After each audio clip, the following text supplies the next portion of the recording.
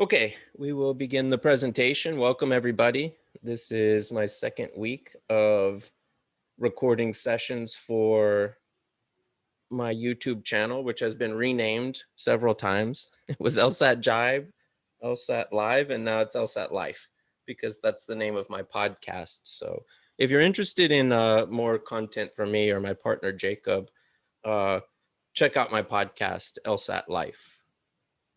But for today's presentation, what I'd like to do is continue my discussion of the LSAT materials that we began last week. And so the first thing that I'd like to discuss is the LSAT Trainer by Mike Kim, which is a book that I strongly recommend for beginners. And in my cost benefit analysis, here's what I considered to be the highlights or the positives of the book. It's really inexpensive.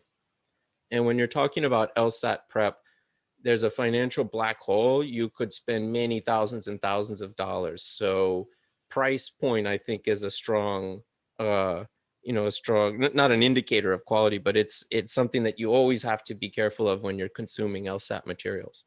Another benefit of the trainer is that it's thorough. And what I mean by that is that unlike the PowerScore Bibles, this one book describes strategies for all three sections of the exam. So instead of going and consuming three 500-page books, you have one 500-page books that kind of summarizes the content of those more elaborate resources. That, I think, is really why I'm so fond of this book for beginners. It doesn't get into the granular details so soon like the PowerScore Bibles do. I have a lot of, I don't mean to criticize those books so strongly, but over the years, I've had many, many students who come to me and say, I read the Bibles and I'm just still not really getting it.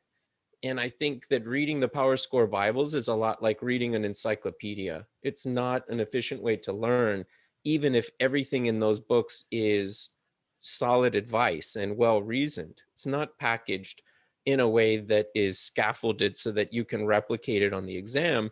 Whereas the LSAT trainer is. There are fewer things to learn, fewer things to memorize, and you can start implementing them sooner.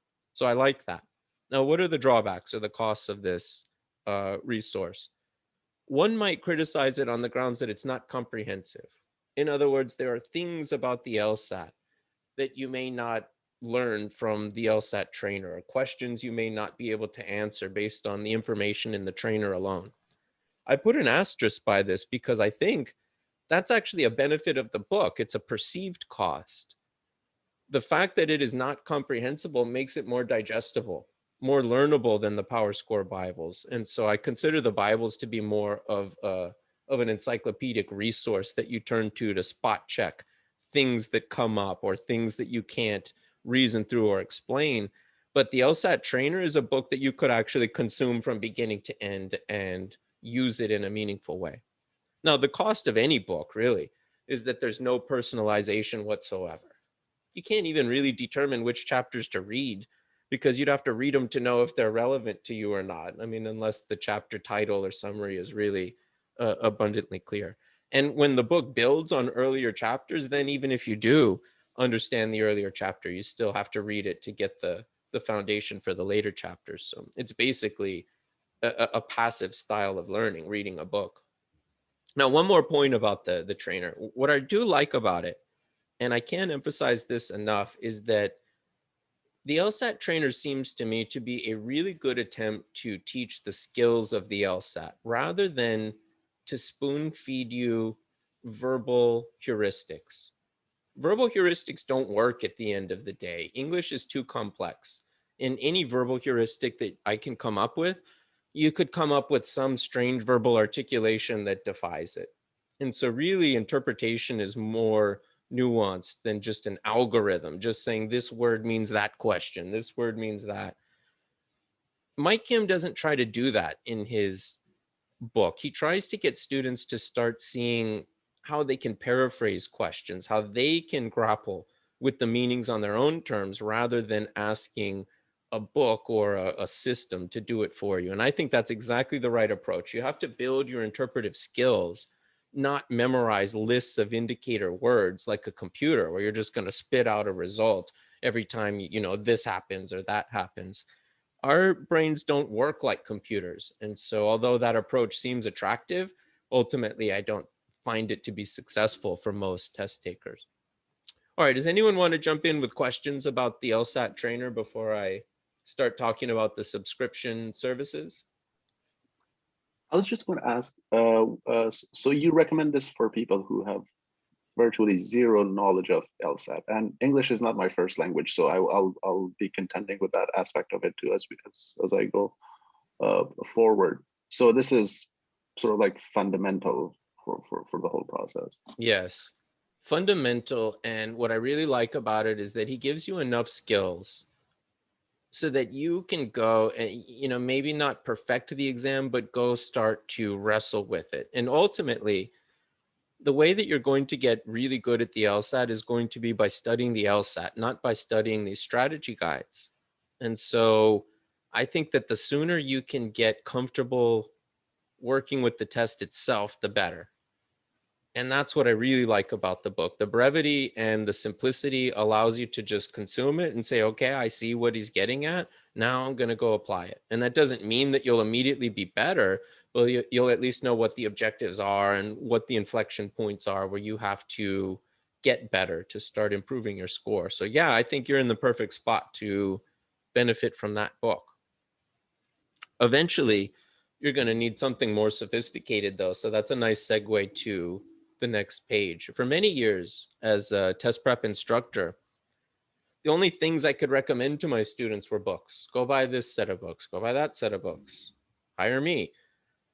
Then came along these online forums that became game changers, like every other industry, I imagine. The ability for people to connect who couldn't connect before meant that we could share ideas, and that led to some, the internet led to changes in the way that we learn and the way that we consume test prep.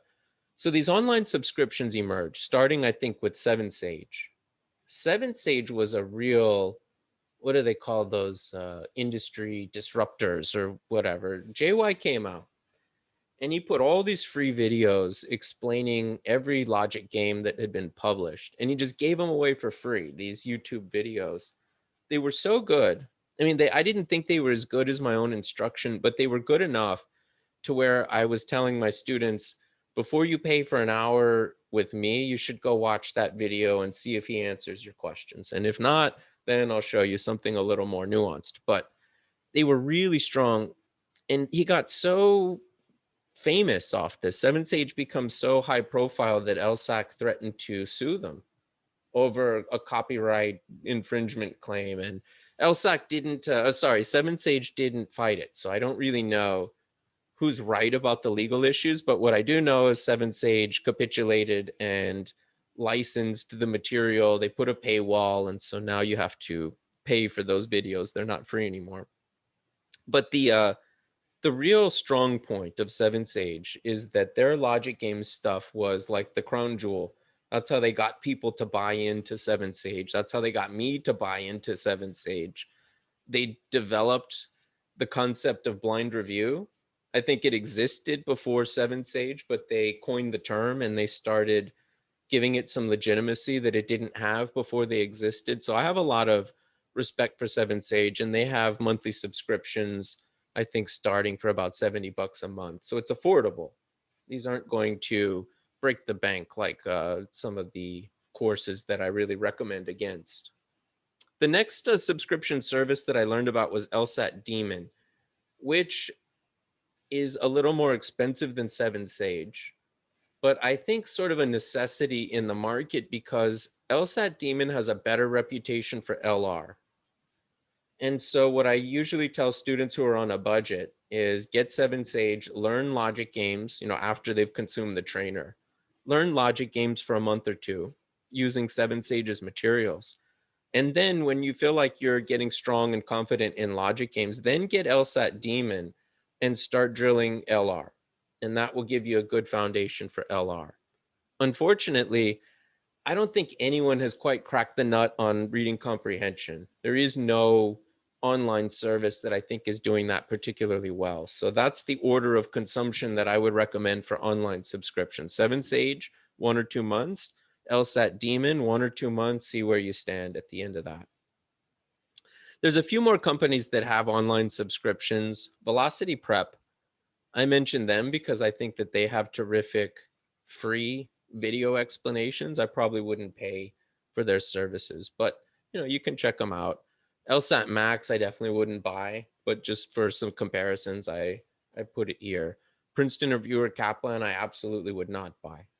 Those are companies that spend a lot of money on marketing and less money in terms of quality and product development. So I would go with 7Sage or Demon over some of the other companies. All right, questions about online subscriptions, or shall we talk about online courses? Yeah, I have you- a question. Oh, sorry. Go ahead. I have a question. Would you recommend starting with the online subscriptions, or I kind of came in a little bit after, or would you recommend first starting with the LSAT Trainer by Mike Kim? I like to do things by cost. If cost is a concern for a student, I have them start with Khan Academy because it's free. I have them do the trainer because that's the next step up in terms of expense.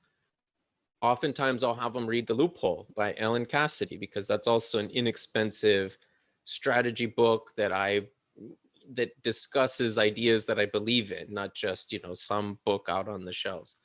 But once you get there, once you've done Khan Academy for a few weeks and you've read the trainer and The Loophole, then I think, if you haven't really gotten grounded and you haven't become comfortable with your prep options, that's when it's time to start looking for the online subscription. So that might be a month or two into your process before you're at the stage where you're spending $70 to a few $100s a month.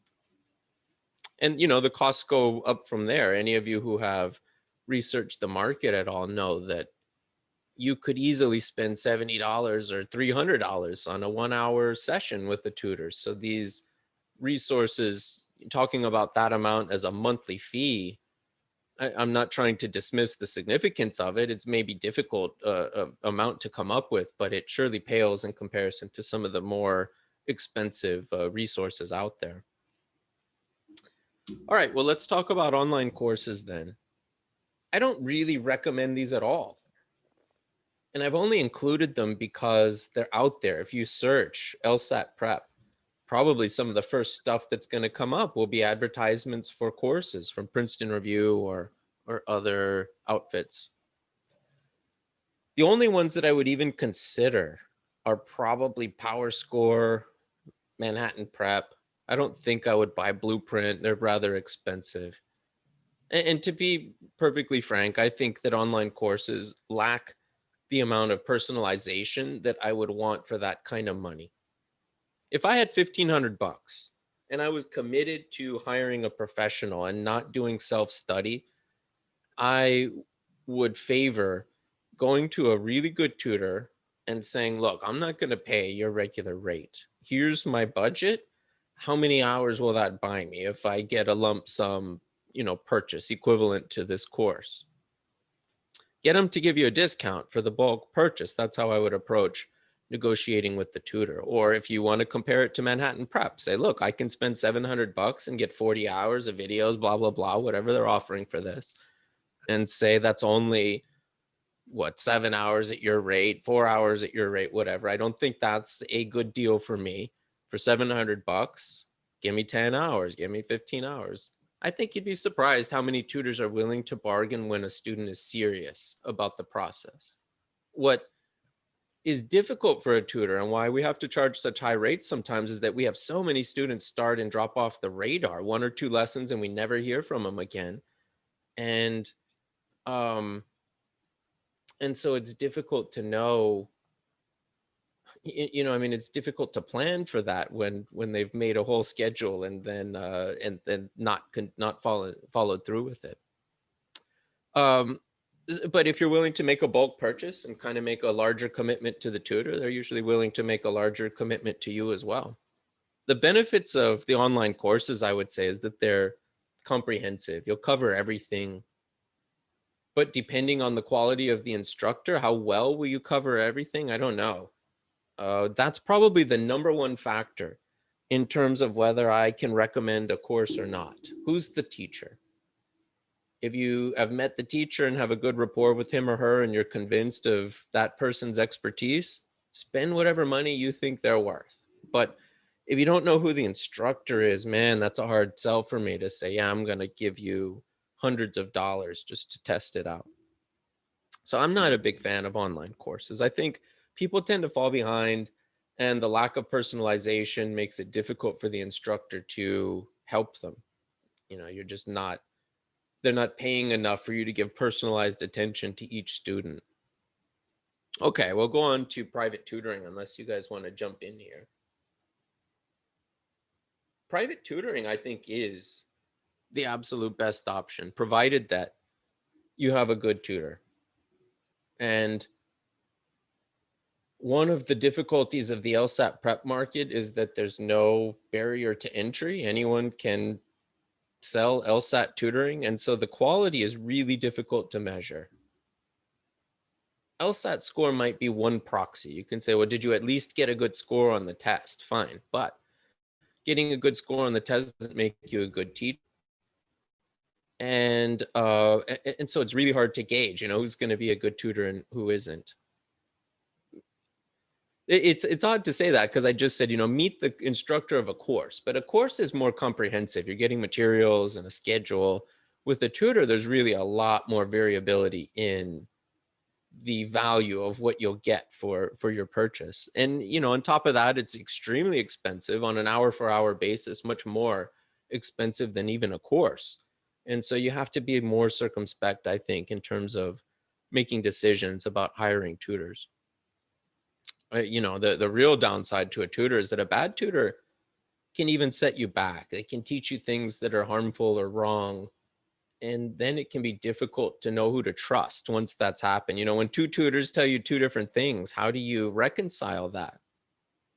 So that becomes a real problem. But that problem isn't unique to tutors. Materials also can lead you astray, and it can be difficult to tease out how one system differs from another, or what components of a system you should use and which ones you should reject. The whole market is extremely difficult to navigate. And that's partly why I tell people you need 6 months to 18 months to do this. Because if you jump in and you blow your whole budget in the first few months, and then you find out that it's going to take you 6 months or 12 months to learn this language, you don't have a lot of resources available. I'd rather students get in there, start grappling with the language, and then start spending the money on the back end once they realize what their needs really are and how far they can take themselves without that professional help. Or, you know, how far can your funds take you with the less expensive materials first? That's really the question that I ask. I'm a horrible tutor because I feel conscientious about my students' budgets. I don't want them to spend a lot of money that they can't afford. And I know most people just can't afford to hire me for enough hours that it would take to make it worth the investment. And, you know, so what do I do about that? I either have to restrict my interactions to extremely wealthy people, or I have to come up with a different model and allow people to consume this in ways other than one-on-one, you know, single-hour tutoring. So that's what I'm trying to do with these sessions, is talk about some things here that I would normally spend 15 or 20 minutes talking about with a student, and let's spare them the expense of doing that one-on-one so that we can really get to the heart of their issues. If they're going to spend that money on me, I want to make sure we're highly focused and efficient in the time that we spend together. If you're going to hire a private tutor, I think that there are some questions that you can ask that will help you choose the right tutor. The first question you have to ask is, what is your primary concern? Is it cost or quality? I hear people in the group bickering about high-priced tutors. That to me makes no sense. Don't hire them. Like, how are they How are they making your process more difficult? Just don't work with them if they cost too much. If quality is your main goal, well, then you can't cheap out on cost. I mean, that's like anything in life. The highest quality things are going to cost the most. And it's not a perfect correlation. That doesn't mean the more expensive tutors are always the best. It just means that you can't demand the highest quality if you can't afford the highest cost. So make sure that you understand which of those two concerns has to give first for your circumstances. If it's cost, here are my 3 recommendations. First, consume all of the free and inexpensive resources. That's what I've been hammering home this session, is use the less expensive stuff first. Also, look for tutors who are trying to grow. Occasionally, what you'll find is very experienced people will leave a position with a tutoring company to start their own businesses, and they have to differentiate themselves. They have to offer more than Princeton Review and Seven Sage are offering, or they have to offer lower prices. So if you find tutors who have had a lot of success with an institution who are then trying to build their own businesses, those people will really offer a lot of customer service to their students. They can't afford bad reviews. I mean, they give 110% and ask for discounts. Tutors' pricing, as I mentioned before, is based on the fickleness of the market. We don't get benefits. Our students don't promise to give us 40 hours of employment a week. We don't have regular schedules. People can cancel at any time, move to a different tutor. So when you're working with that kind of uncertainty, the way that you deal with it is you just charge more so that you have more padding when uncertain things happen. If you can make concessions for the tutor, they will absolutely give you discounts. If you tell them, look, I will meet when at your least, the hour that is least valuable to you, when you have the least people vying for the appointment, I'll take your leftovers. I will, whatever is important to the tutor. Is it his or her time? Is it his or her reputation? You could offer to do marketing for tutors. There's things you can do to lower the cost if you want to work with a private tutor. If quality is the number one concern, I think experience trumps everything here. You learn a lot as a teacher about how to teach. And you don't stick with teaching unless you're good at it, because it's hard and it's really uncomfortable to face a crowd of people who aren't happy with your work. If you're a performer and you're constantly getting booed, you stop performing. That's just how it works. So if people last in the tutoring market for 5 years or 10 years, they're good tutors. And I would say that about anyone in the group who's been doing it for, more than a season or two. They've gotten positive feedback from their students enough to continue and push through the difficulties of this kind of work. I personally think that tutors who went to law school have a better perspective. There's a lot of tutors in the group who are prepping for the LSAT themselves. There's certain benefits to that too. People who are going through the process understand your difficulties better than people who are further removed from it. The problem is that people who are still going through the process don't know whether they've resolved those difficulties correctly or not. They know somewhat. They know that they've resolved them well enough to get a good LSAT score. They don't know whether they've resolved interpretation skills well enough to do well in law school. They don't know whether their way of thinking or their way of interpreting logic and rhetoric is going to translate to success in law school. And so that's my concern about working with tutors who haven't been to law school. They don't have that ultimate perspective to say, is what you're doing now actually moving you further toward the ultimate goal of graduating with a law degree and passing the bar exam? The other thing that I think is you might consider if you're looking for a really high quality tutor is that you might want to look for someone who does a number of different types of legal education, not just LSAT prep.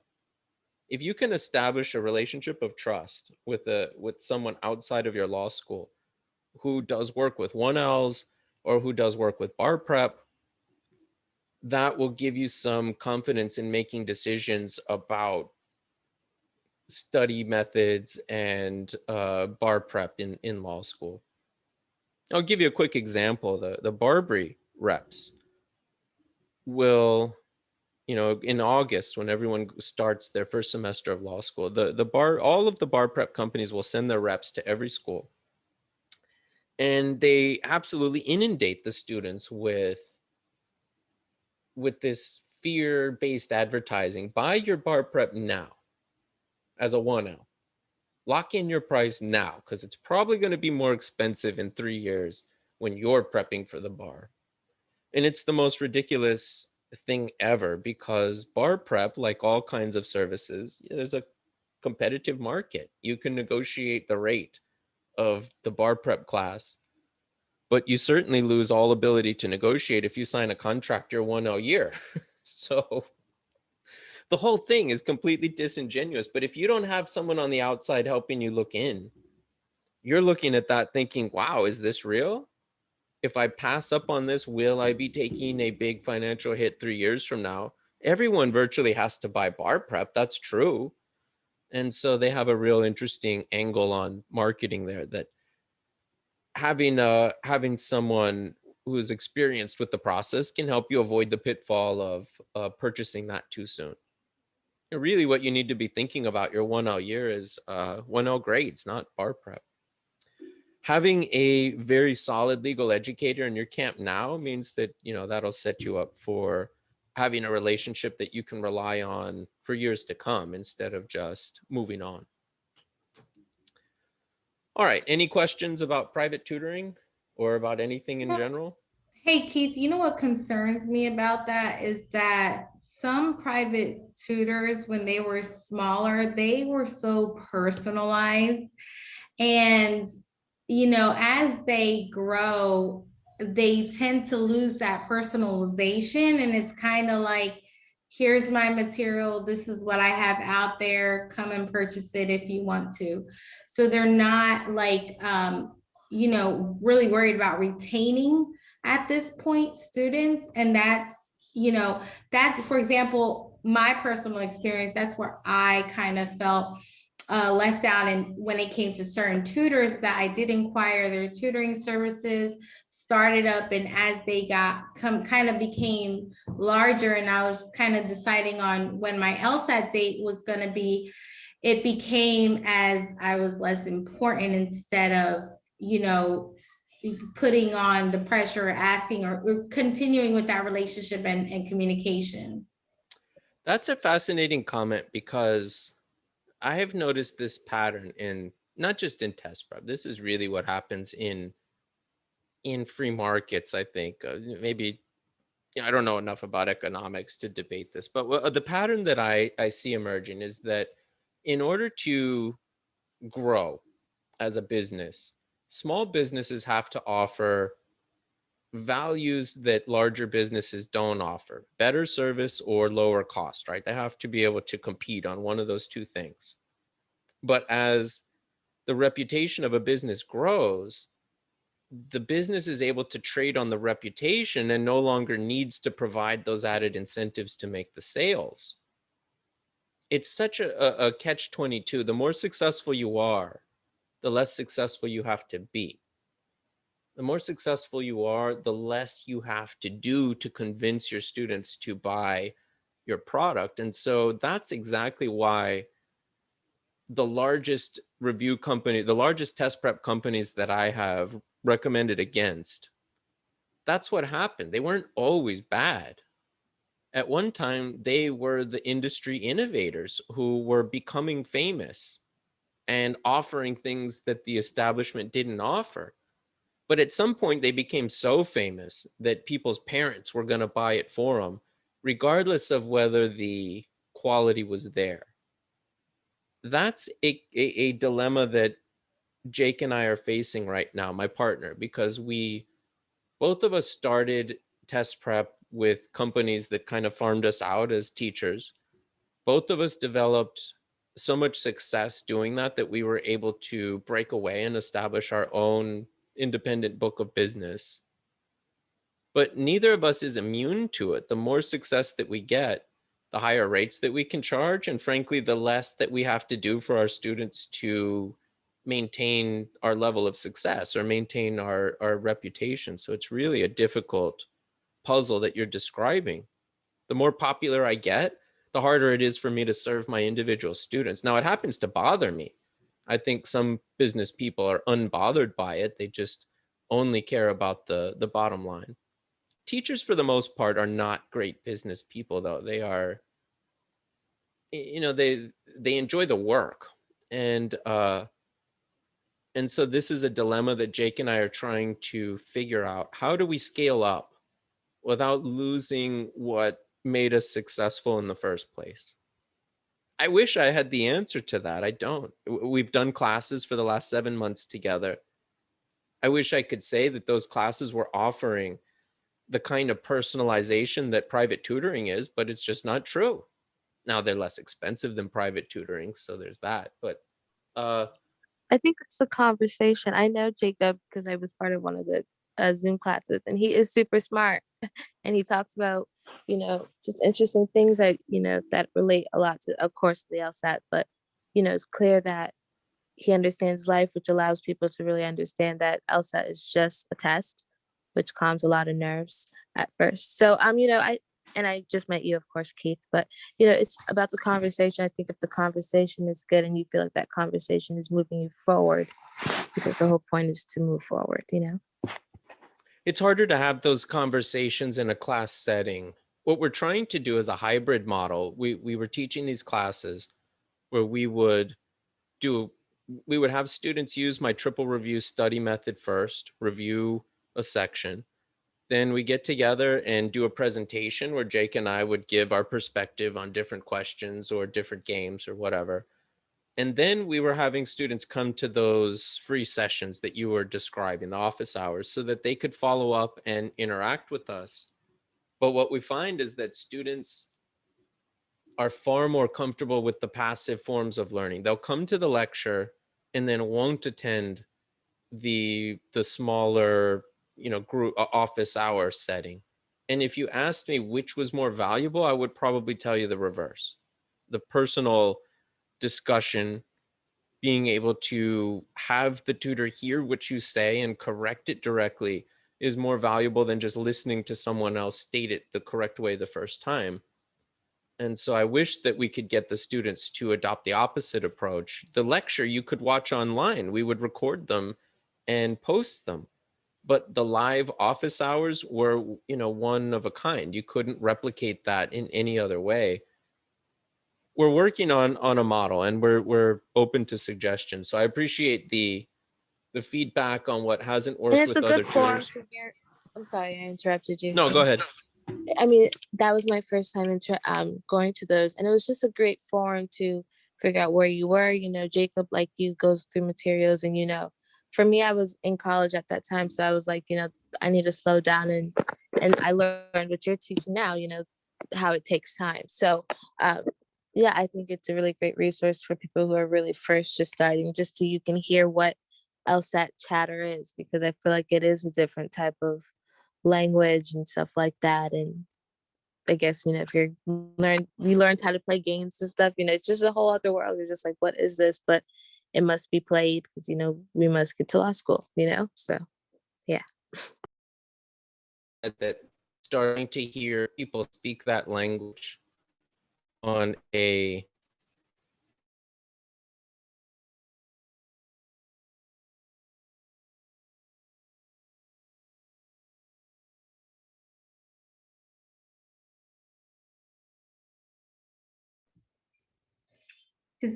Did he freeze?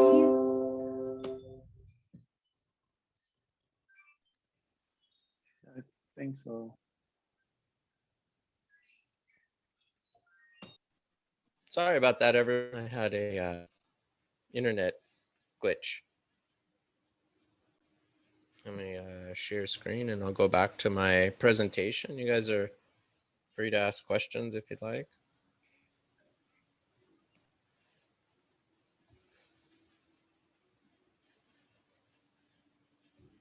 Okay, well, sorry for the interruption. Let's talk for a little Oh, bit so about, I have a go question. ahead, yeah.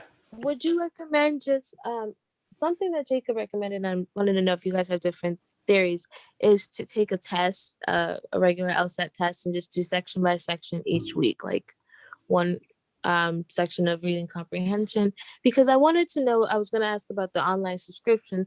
Are the online subscription pretty much an online book? Because that's what I thought they are. Because to me, the only like online subscriptions I'm familiar with are like gym ones, like Beachbody and stuff like that. So I'm just like, okay, one day I'm gonna work on my arms, and then is this one like, okay, one day you're gonna do logical reasoning? Do you break it down, or are they just like online courses? Because it's very difficult to figure out the resources and break them out to like digestible, you know, ways to consume Yeah, such well, the information. So I'm just subscriptions trying to that figure out what, yeah, but the that's kind of going subscriptions that I was backwards talking in about some way. before, these here, I think they're a little more sophisticated than what you're describing. They entail drills, practice tests, video lessons.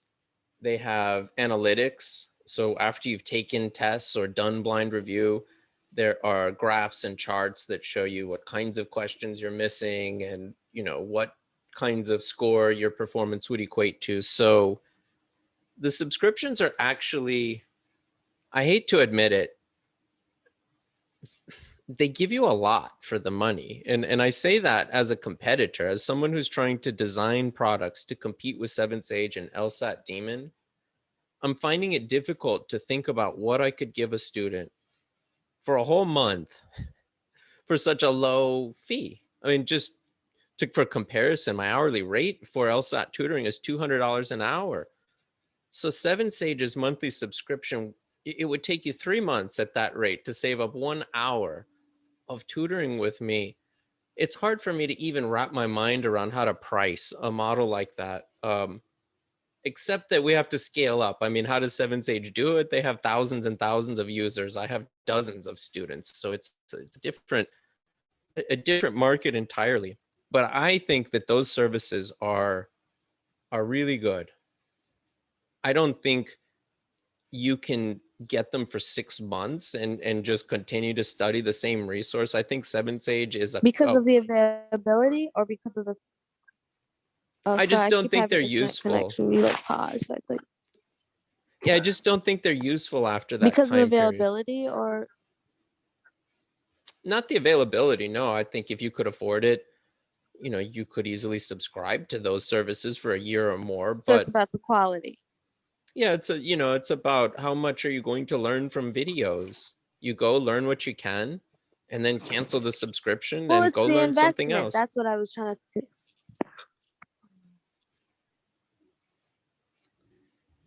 All right, well, let's continue talking about my next topic, which is triple review. You guys, the reason I want to switch to this topic is that you guys are talking about how do I set up a schedule, a study schedule, how do I organize my study time?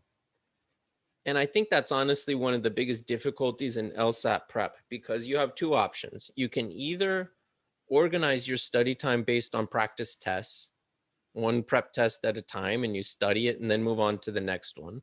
Or you organize your study time based on subject matter. And that's how the books tend to be organized. We're going to learn order games today, and then we're going to learn, you know, strengthen questions. And, you know, it's sort of one segregated subject at a time.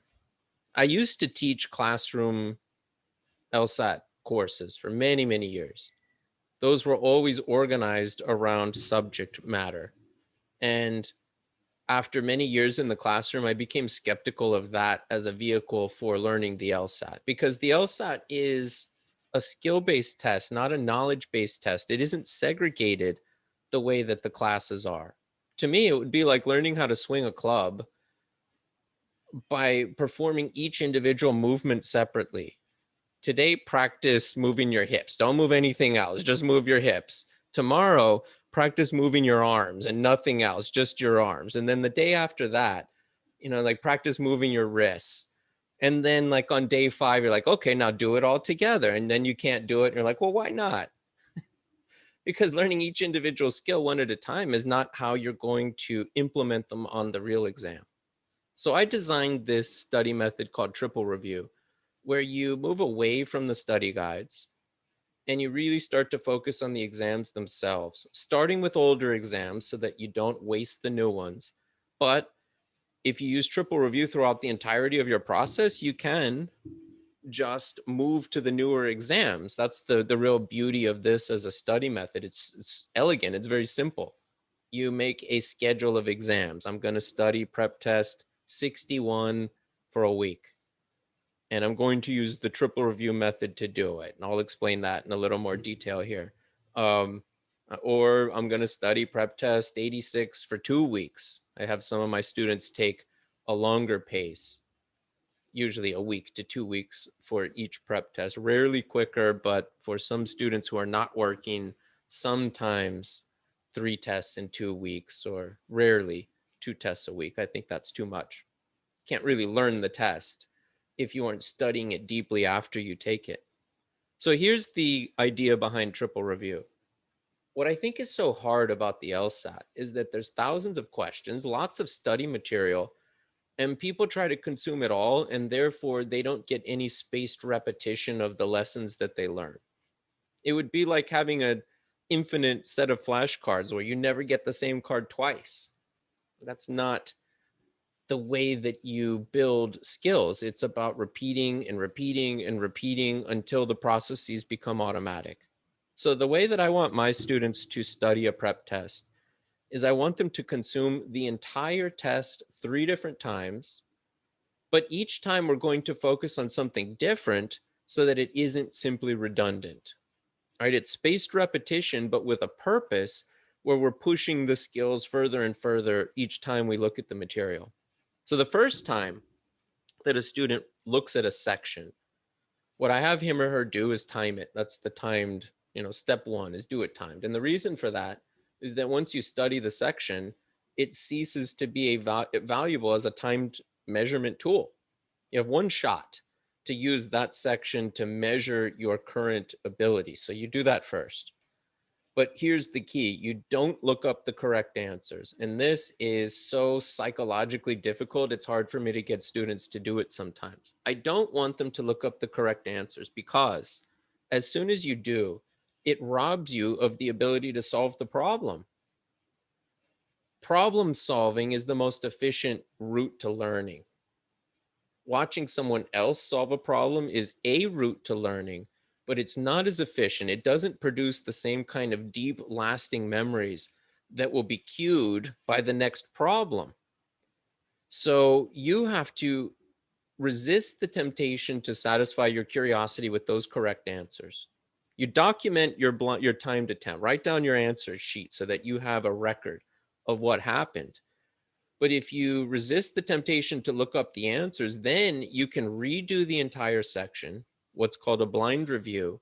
What that means is that you're reviewing the section a second time, but you are blind to the correct answers so that you can continue to use that set of questions as an exercise in problem solving rather than an exercise in reverse engineering. Once you know the correct answers, everything you do after that will be geared toward justifying the right answer and understanding the weaknesses of the wrong answer. But if you don't know the correct answer, you learn how to spot those differences on your own instead of relying on someone else to tell you which one's right, to know when to look for strengths and when to look for weaknesses. So that's really a crucial step of the process. Can you play? Can you enjoy this material, indulge in it enough to figure things out without the constraints of the time test and frankly, without the benefit of the resources, the strategy guides? If you can figure it out on your own, that's what will produce the deepest, most lasting skill. All right, but I realize that your skills are not well developed as a beginner. And so on blind review, you're still likely to miss a certain number of questions. I don't know how many, it depends how good you are. The last attempt, the third review of the section, I call it the mind or the strategy planning attempt. This is where you have to go back and reverse engineer a better strategy. This is where you go back and you look at the question a third time and you say, here's what happened timed. I missed it. Was running out of time and I guessed. Here's what happened blind. I got it right because I had plenty of time and I, diagrammed this and figured out the logic that way. Now strategy planning, how do I do the correct thing in the timed setting? If you were running out of time, the problem may not have even been with that question. The problem might be I need a more efficient strategy overall so that when I get to that question, I'm not running out of time. And focusing on that one question that you missed might not solve the whole puzzle. That's why the third review is so important, to go back. I call it the mind step of the review process, because you're thinking about thinking. What was I thinking about the first time? What was I thinking about the second time?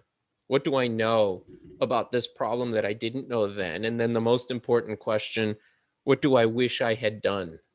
What strategy would have led me to the correct answer rather than veering off to the mistake that I made?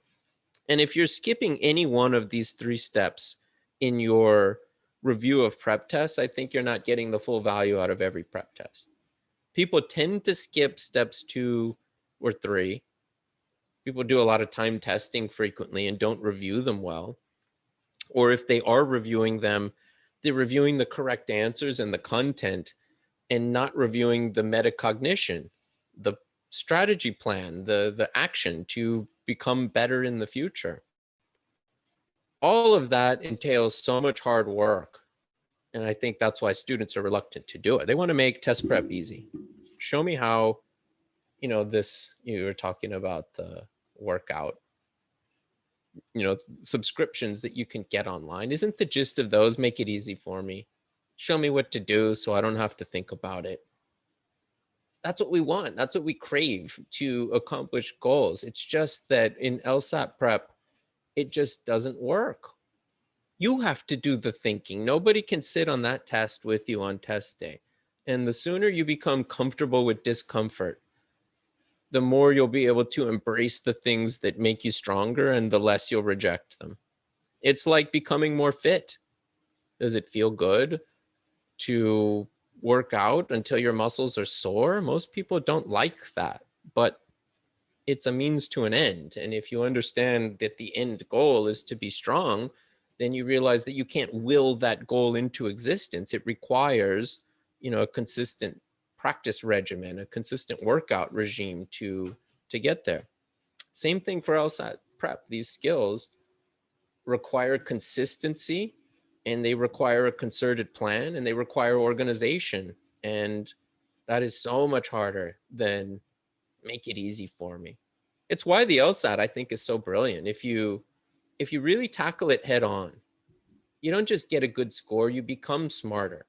You become a better reader, you become a better thinker, you become a better test taker. And none of those things can be bad when you have 1L exams and the bar exam on the horizon. I don't want my students to get artificial high scores because they learn test tricks. I want them to learn how to read really well so that they get good 1L grades and don't have trouble on the bar exam.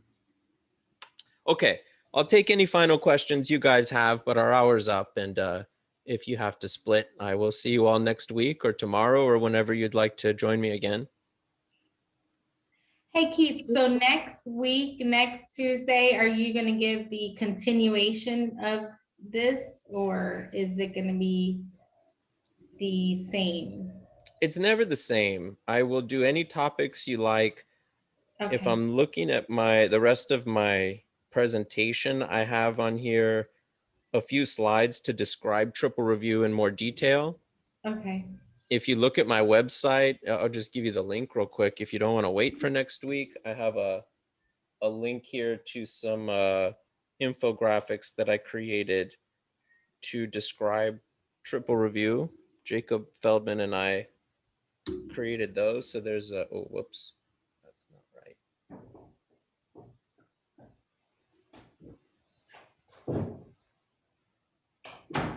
I'm gonna try one more time. Dude. There you go. There's a Facebook link There's 3 infographics there describing how to implement triple review for each of the 3 sections. And if you guys want to have a look at those, feel free. If you want me to address anything in particular next week, just reach out and I'll build it into my presentation. In fact, I'm offering some free tutoring opportunities for students whose questions end up leading to TikTok videos. So yeah, reach out if there's something you want me to talk about. Okay, cool. Thank you. Sure, you're welcome. Thanks, everybody. I'll take one more question. I know Karen wanted to jump in there. No, it's great. I'm just trying to figure out what you guys are offering, like the full package, because you know I've only been part of the sessions here and there. So I'm trying to see what's going on and then dive in because you know July 1st and just get the month rolling on a positive start. So I'm ready to see what's going on.